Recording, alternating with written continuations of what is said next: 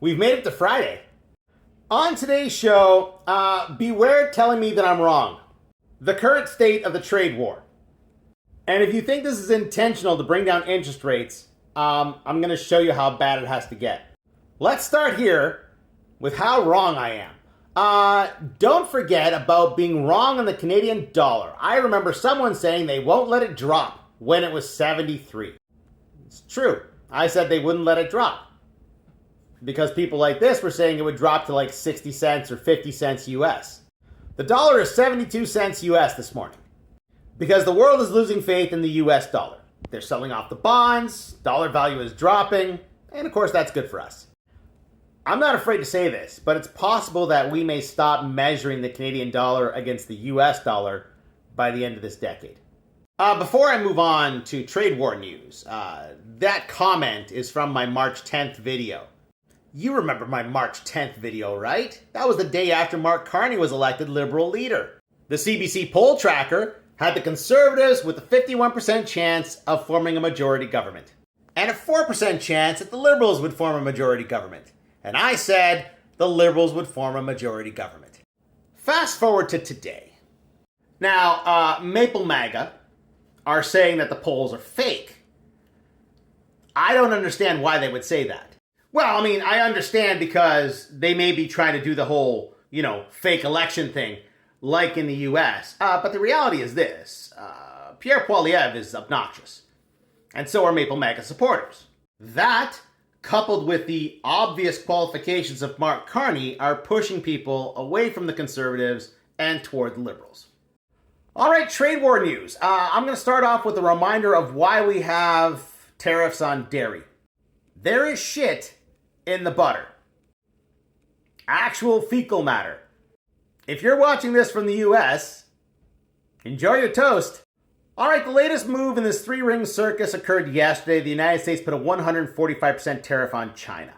China came back with a 125% tariff on the US. The best things made by American companies are made in China. The best things made in the United States are made by foreign companies. And the White House has insulted them. Essentially told them they don't want them there. Southern Republicans defend BMW against White House scam claims. Yeah, so Mercedes and BMW, they assemble vehicles in the South. And Peter Navarro and the White House have officially said it's a scam and that this doesn't work for America. Based on value, BMW is the leading exporter of cars from the US. So they're putting these trade barriers in place so that companies will come and build in the US unless they're foreign companies and then they don't want them in the US. This is going to end wonderful. Coincidentally, the EU and China have announced that the EU is going to get rid of tariffs on Chinese electric vehicles. China will look into setting a minimum price on electric vehicles so as not to excessively disrupt the European auto industry. Personally, I think the Europeans are going to step up and make cars better to match what China has to offer. And I think Canada is going to follow suit. Yeah, I think we're going to get rid of the tariffs on the Chinese EVs. We'll make a similar deal with China. What does this mean for the auto industry in Canada? All right, let me wrap this up because there are many out there who think the White House is doing this on purpose to slash interest rates. I'm always saying it's all about oil. And I agree that if oil gets cheap, they will slash rates. But oil ain't that cheap. Oil's got to get down here, around $32 a barrel. Okay? That is the great financial collapse. That's the commodities collapse. That's COVID. That's where oil is. Back in 2018, that's when they started increasing rates at this price.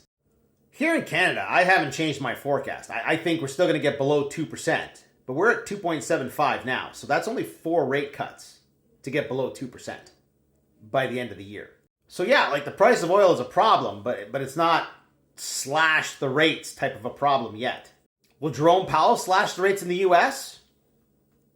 Well, I don't know about that because rates aren't the problem.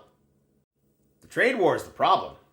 And right now, with people abandoning the bonds and the US dollar, slashing the rates is going to make this problem worse. Like, just look at economies in trouble around the world. They often have higher interest rates, not lower interest rates. Powell might keep the rates high to keep the pressure on Trump to stop this stupid trade war. Look, what the White House is doing makes no sense. The only possible outcome is complete disaster.